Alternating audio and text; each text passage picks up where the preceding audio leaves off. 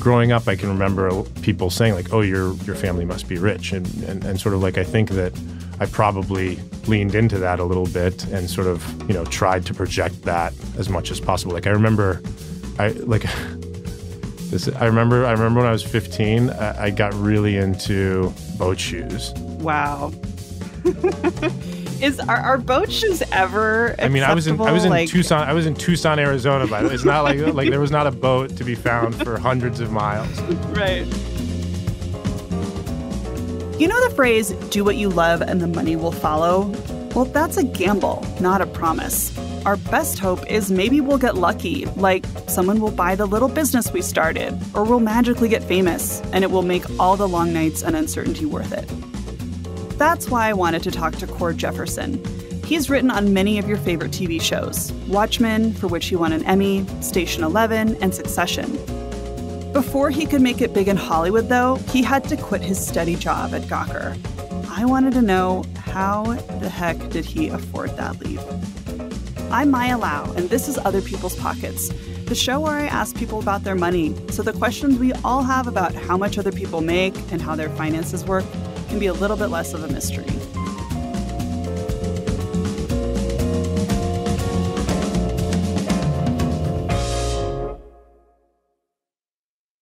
I'm wondering, can you kind of talk about how you were raised to think about money and who taught you about money?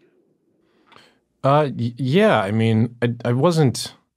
It's not like I had a great deal of financial literacy growing up. I can remember.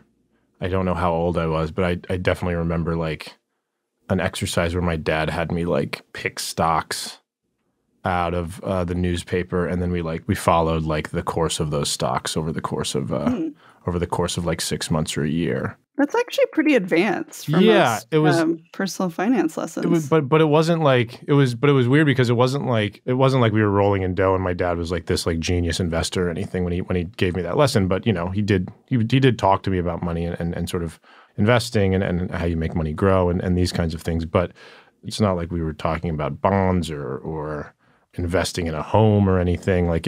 Those were kinds of lessons that I learned way later in life. Did you ever feel as a young man that you kind of, whether it was explicit or not, you took in any messages about, I don't know, what a man's relationship toward money is supposed to be? Yeah, certainly. I think that, I have a very distinct memory when I was first starting. It was I initially moved to Los Angeles right out of college. And then after about a year and a half or 2 years in LA, I moved to New York with my girlfriend at the time. And we were going to see one of my girlfriend's friends' bands play at a show in the Lower East Side. And and she and I were looking for a place to have dinner before we went to see the band play. And we walked into this restaurant, and I remember she looked at she picked up the menu and looked at it, and she was like, "Oh, we can't afford to eat here." And I remember I got so mad. I was so mad. And it was it's one of, I think I remember it because I'm so embarrassed about it, but I basically ruined the night. I became really cold and rude all night and short. And she had no idea why I was behaving this way. Mm-hmm. And sort of, I don't think I had any idea why I was behaving that way until I thought about it years later. And I realized that the reason I was behaving that way is because I was really ashamed that I couldn't afford to buy my girlfriend a nice meal. And I remember thinking it's not like I was old or anything. I was, I was probably 24, 25. But by that time, I'd been to college, and I went to a college called William and Mary in Virginia, and sort of it was full of overachievers in many ways. And so, by that time, a lot of my friends were in law school or out of law school and sort of earning a lot of money at these big gigs in DC and New York and San Francisco, and, making good salaries. And I was still struggling to make it as a writer, right, and not really earning a lot and kind of, barely getting by from paycheck to paycheck, still asking my parents for money from time to time. And so it made me feel emasculated. I would say that. It made me feel like I was deeply embarrassed that as a guy, I couldn't go in there and put down my credit card and say, you get whatever you want. It's to me, I think that's I think a lesson that I learned by osmosis, I don't think my parents told me this, but a lesson that I learned by osmosis, which is a lesson that I think a lot of people learn by osmosis in the United States of America, which is that like poverty is like a moral failure. Like I believe that you know, I believe that it was like embarrassing to be poor, and I felt like it was like a personal. Yeah, like it was like a flaw. Like it was a flaw in it was a character flaw. Like I felt like it was a character flaw that I was not earning more money and I was not earning enough money to allow us to like have nice things. And so I don't know if she even remembers that night, but like I remember that night so distinctly, and I remember just feeling like, oh, this is like deeply embarrassing. And now I'm embarrassed of how I behaved because, you know, it was so silly and stupid, and I could have just talked to her about it. But you know, that was sort of took a while to get me to break through that part of my masculinity. Do you still feel a pressure to provide, or do you feel like you've thought through it and you kind of realize that it's bullshit? I mean, that's the thing, though. It's like I think that there's a difference between what you know rationally and what you feel. And so, yes, I know on an intellectual level, I know that that's bullshit and I know it's stupid. And yet, were I ever in a situation in which I were with a woman who made way more money than me, I'm not sure that I would feel comfortable with that. You know, if I'm being honest, I don't know. Just because, again, I think that it would, you know, I think it might threaten my masculinity. I have no idea. I'm not saying that, you know, I don't know that I've ever been in a relationship where that was the case. And so and you know, certainly it isn't the case nowadays, but I think it would be an interesting situation for me to be in because I wonder if I sort of like have grown up enough to not let it bother me.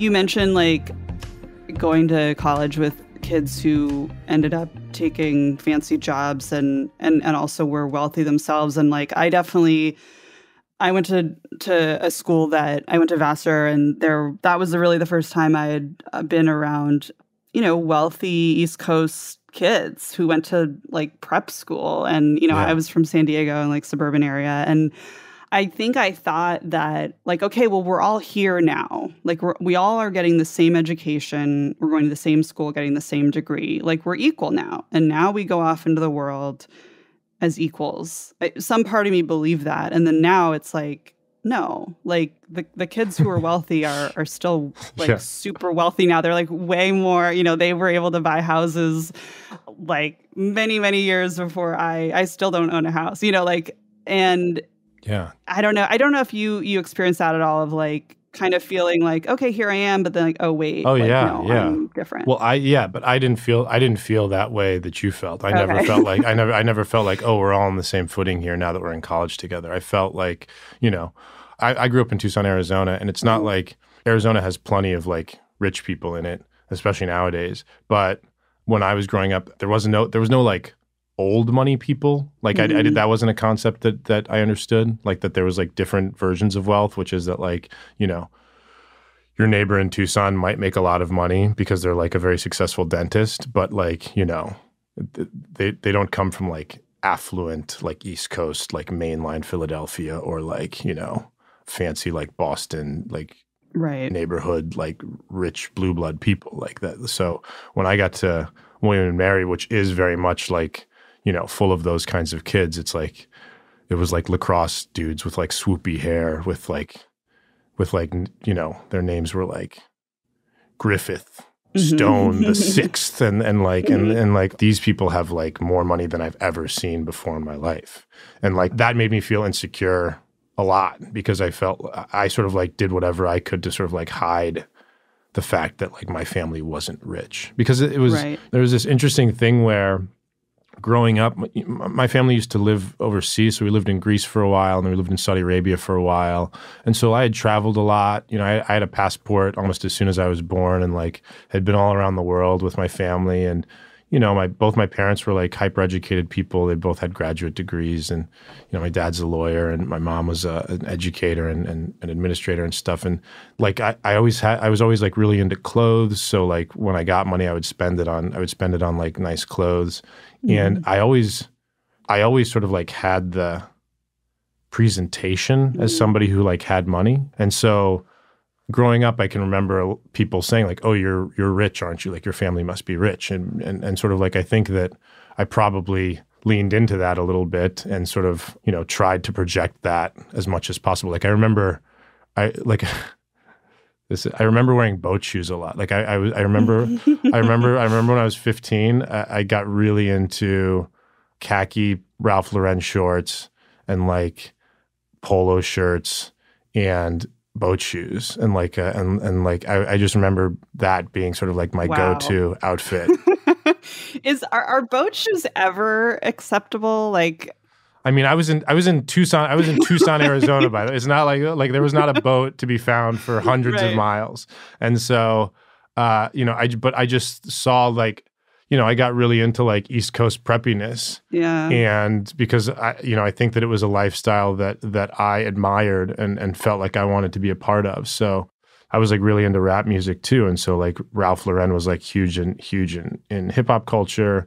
And I just sort of really wanted to project, I was desperate to be like a kid from New York. I was desperate to be a rich kid from the East Coast. Mm-hmm. And I think that I sort of like tried to sort of like look the part. Right. And I can totally relate to that. Like I used to live in New York as well and felt like I loved it, but it also I realized like I kind of felt also really shitty about myself living there in some ways because like you're just so you're up close and personal with people in a way that's, more so than on other cities because you're walking really close to them. You're on the subway with them and you're just aware of wealth in a way and like seeing people, what they're wearing or like seeing beautiful houses. And I guess I'm wondering, it kind of makes me think of, you've been a writer on Succession and, that show is full of like these worlds of just insanely wealthy people, disgustingly wealthy people. And I guess I'm wondering, like, when you're writing for something like that, do you feel less than? No, because I don't think so. I think that one of the reasons why Succession is so popular is because people like to know that even rich people have like terrible lives and are miserable. Like it feels good to know like, well, they may have all the money in the world, but like at least he's like a drug addict or an alcoholic or his kids hate him or he's going through a terrible divorce. Like these are things that sort of like make people feel a bit better about sort of the state of the world and the fact that like you have an entire class of people who are sort of like seem entirely untouchable because of the wealth that surrounds them. So, that's one of the good things. That's one of the nice emotional things about being a writer is that I think that finding that humanity in those people is becomes a nice part of the job. Yeah. I mean, and at the same time, like we like clearly have kind of an obsession with rich people as a culture, like to look at what they, I guess, are wearing and what kind of cars they drive and what their interior of their houses look like. Why do we kind of have this obsession with rich people and the inside of their life? Because again, I think it's Schadenfreude and that it's fun to look in like rich people. It's fun to like look at those Architectural Digest tours and like see how bad some of the art is, right? And like see how terrible the decorations are in some of those people's homes. Because you're like, oh, you've got all the money in the world and your taste is disgusting. Like I can't believe you have like a giant painting of a Simpsons character with like X'd out eyes or like something.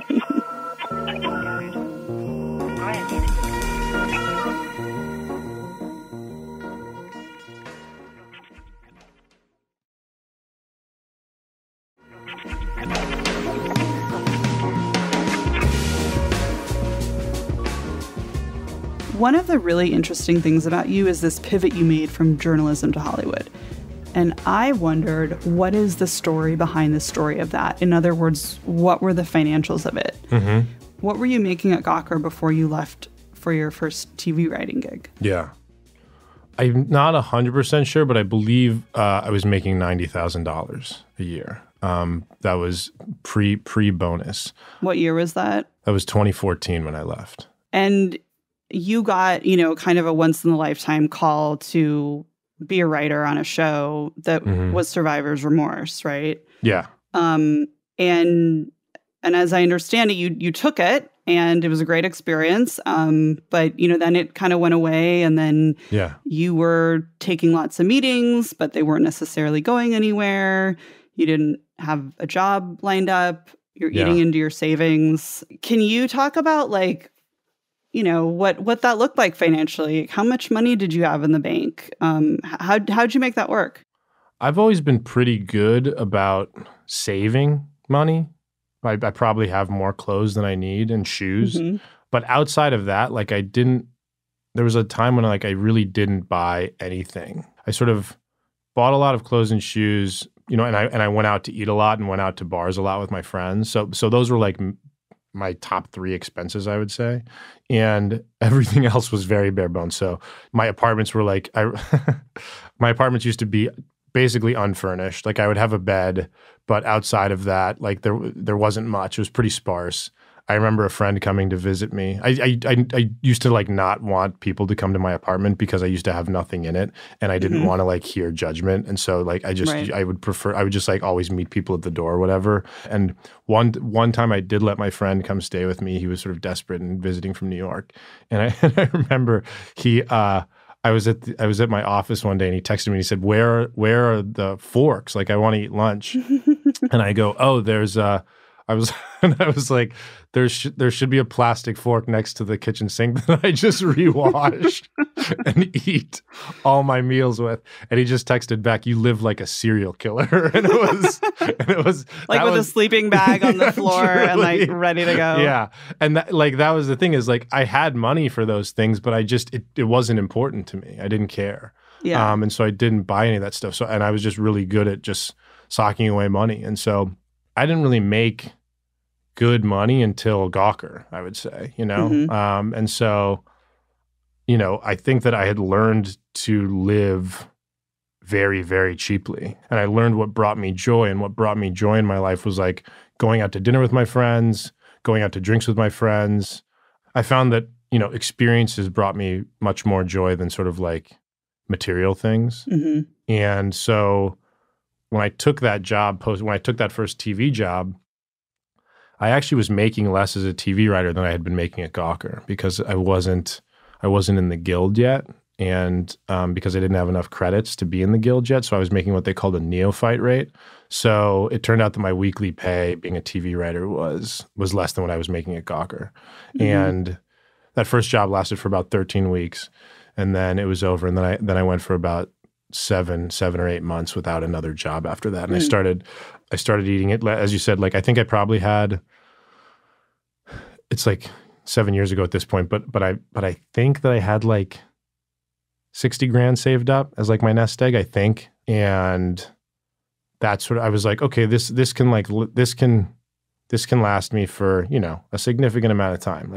But at the same time, it was also all the money that I had in the world. Right. And so I didn't want to sort of go through it all trying to make this dream work. And so I think that after about 8 months, I'd started eating, and I'd probably gone through, I don't know how many, probably $10,000 to $20,000. I have no idea. But it got to a point when it was a significant enough amount of money that I sort of had a breaking point one night, and wrote to my manager and basically said I'm on the verge of quitting this. I can't not work for mm-hmm. Years at a time. That won't work for me. I just can't do it. Right. And he convinced me to stick it out for another 2 months. He said, I promise you, I think we're on the verge of something breaking, so please just give me a couple more months. And so I'd also turned down other full-time journalism jobs by that point. Mm-hmm. And so, it was the calls are going to stop eventually. And so I either need the TV stuff to work, or I need to go back to journalism, because otherwise I'm going to be out of it for so long that people are going to forget I even did it. And so I gave him a couple months, as he said, and within about 3 or 4 weeks of me sending that email to him desperately, I got my next job, and I moved to New York for that, to work on the nightly show with Larry Wilmore, and then work's been pretty consistent from then on. That was November of 2014, and I've sort of mm-hmm. been lucky enough to work pretty consistently for the past 6 years.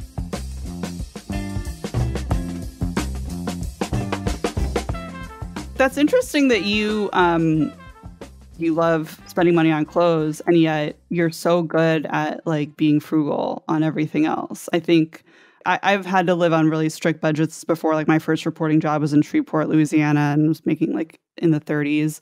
And like it was really hard, but it just taught me to like just be really prudent. And like that lesson, if you've never had to do that, like it's going to be really hard. Yeah. You know? Like you have to go through that period in your life where you really learn how to strip everything out.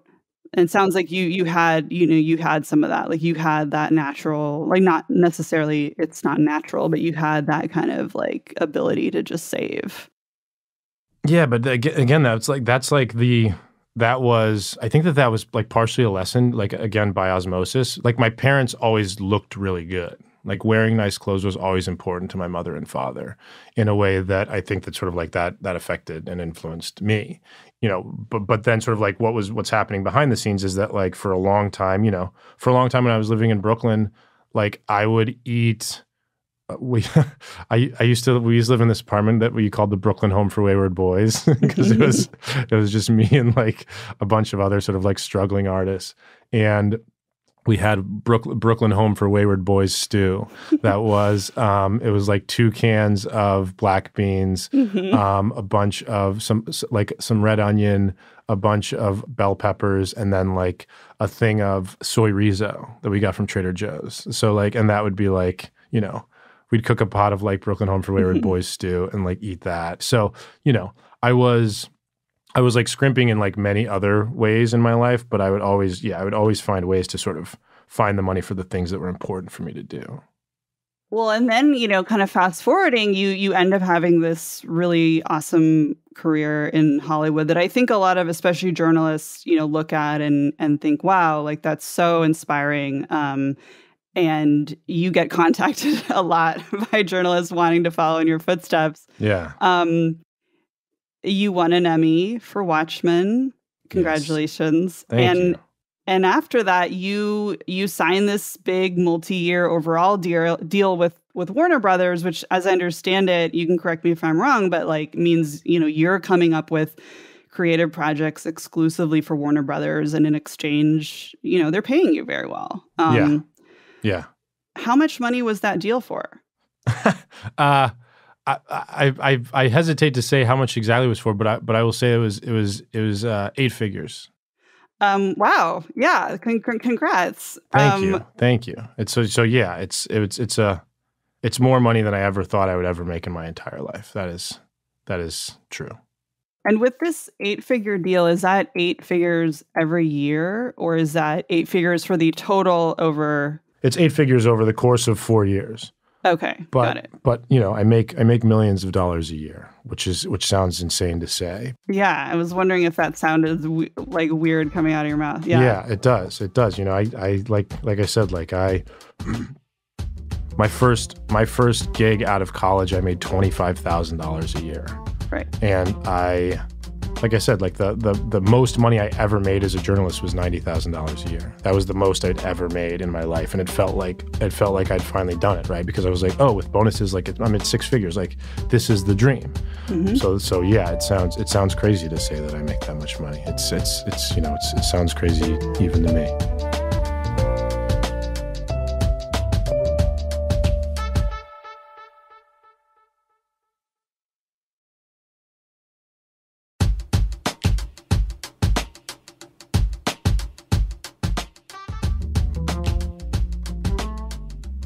I was literally just thinking about this a couple days ago, actually. I was just thinking about how there was like a bill out of nowhere that was like, you know, several $100s. I can't remember exactly what it was, but I all of a sudden owed like $600 for something. Mm-hmm. And I was just like, oh, okay, that's what that costs. And I paid it. And I remember thinking like, oh, if this had been 10 years ago, like I would have been devastated by this. Right. Like a $600 would have just been like, oh my God, where am I going to get $600? And I think that's something else, is just that life is easier with money. I think that's sort of like, that's the reality. I don't know that it certainly doesn't make me happy. You know, I don't think that I'm any happier than I was.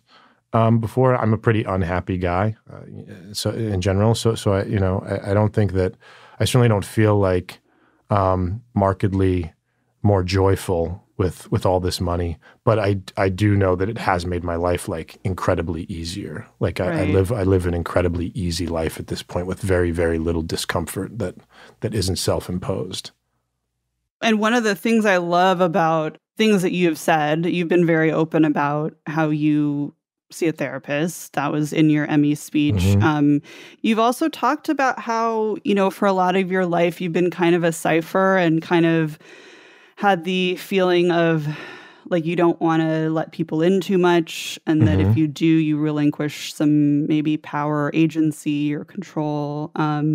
I'm just wondering, like, do you think about that at all? Does having more money kind of give you this sense of, I don't know, relief or control that just makes you feel really at ease, or does it, I don't know, does it kind of not affect you? No, I think that's the, well, I'm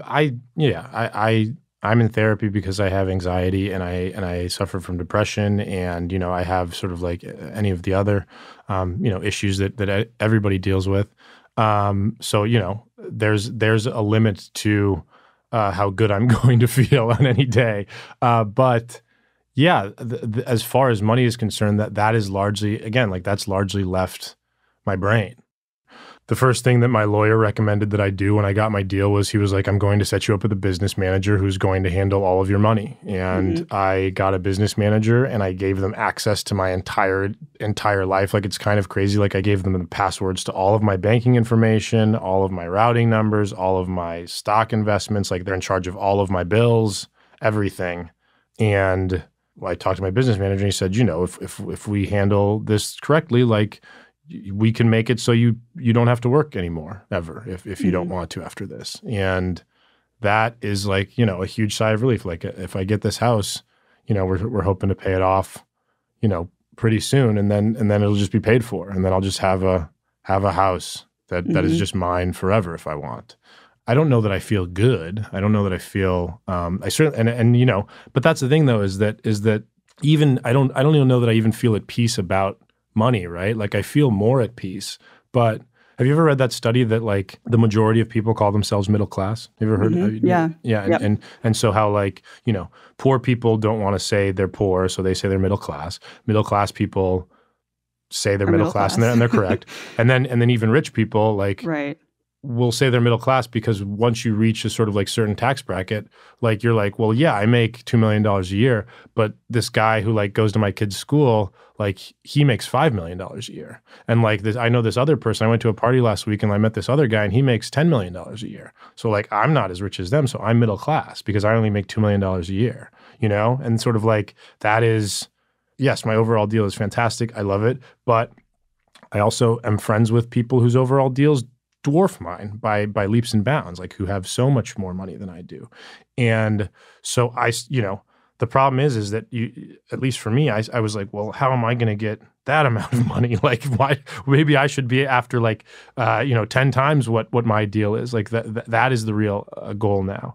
And so I think that this sort of like rat race pursuit of more at all costs is like sort of somewhere deep down inside of me. And I often find myself needing to like take a step back and assess where I am and assess sort of like what is going on in the world and sort of like feel really grateful. But that's hard to do sometimes. I think that, if the Cord Jefferson who had just graduated college was making $25,000 a year heard, that 17 years later I was making this amount of money and sort of like still wasn't pleased with it, he'd probably like kick me down a flight of stairs and say like, you need to pull your head out of your ass. You are living the dream. But, it is, I find myself every now and again sort of in a dark, cynical place saying like, well, you should be after more. But I try to sort of like smack myself awake and say like, you are very, very, very, very fortunate, and you should be happy with your life as it is.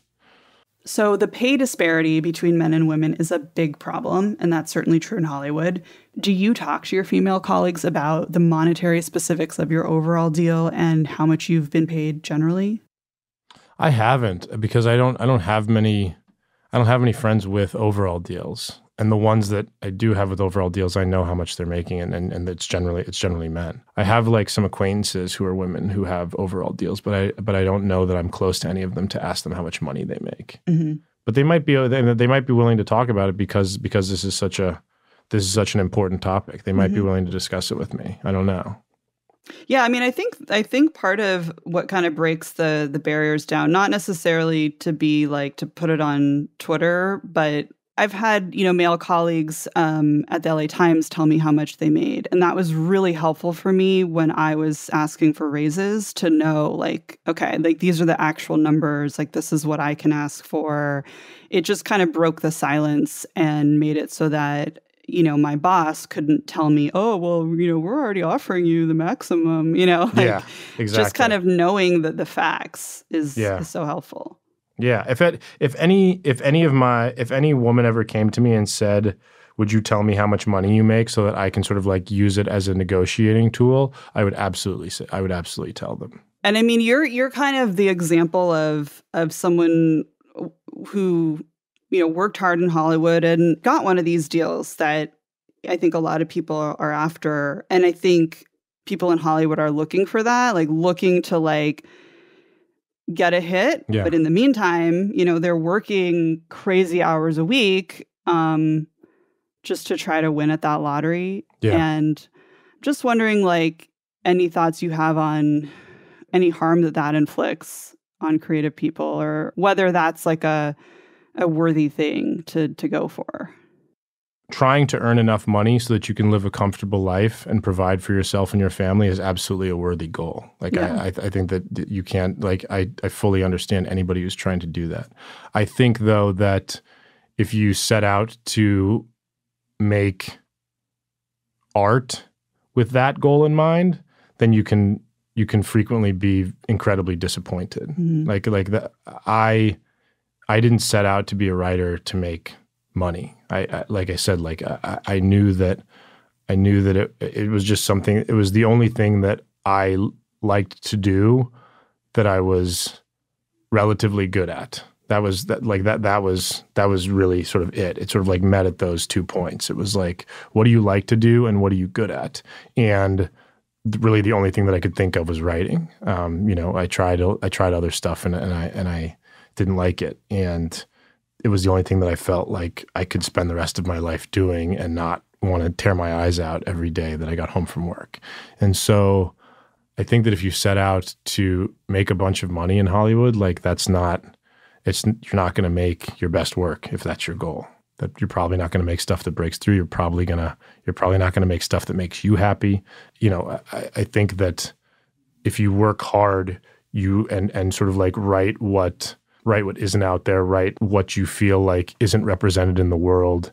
I think that if you do that, you have a good chance of finding success. And with that success, you have a good chance of like finding money at the end of that rainbow. Mm-hmm. It may not be it may not be astronomical. It may not be like Shonda Rhimes money, but there are a lot of working writers in Hollywood who don't have overall deals, who make absolutely good livings and allow them to own homes and allow them to send their children to good schools and allow them to sort of take vacations when they'd like. And you can do that. The way that it happened for me is I just got lucky. I got really like, I think that too few people who find success in any aspect of their life, like, admit how much luck is involved. And I was so lucky so frequently to get where I am now. And I think that you can't count on luck. And I think that I just got very lucky. I worked very hard for a long time. I'm not sort of like trying to discount that, but I also got a lot of lucky breaks. Well, that kind of links to a question that I'm asking all the guests, which is, what is enough to you? Ooh, good question.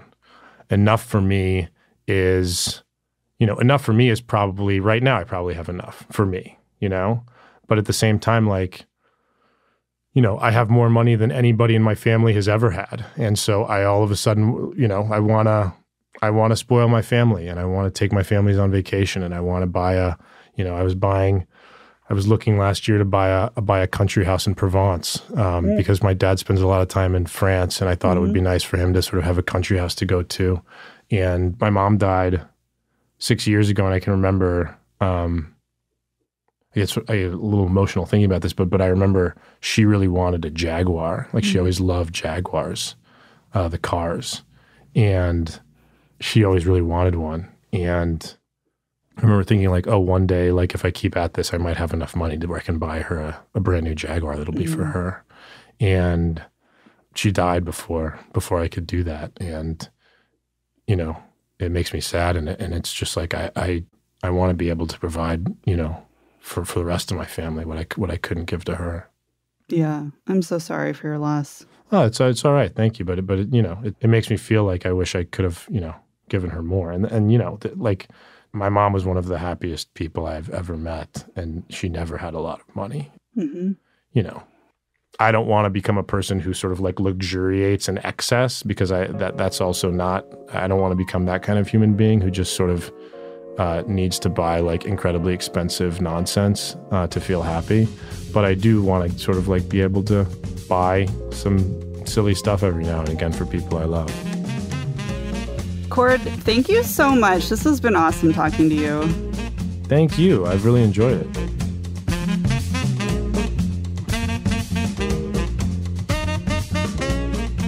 Other People's Pockets is written and hosted by me, Maya Lau.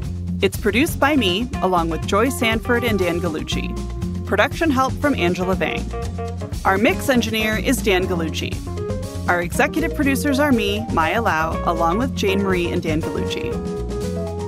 Special thanks to Boat Shoes.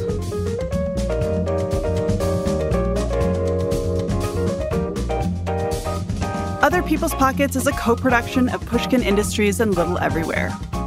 To find more Pushkin podcasts, listen on the iHeartRadio app, Apple Podcasts, or wherever you get your podcasts.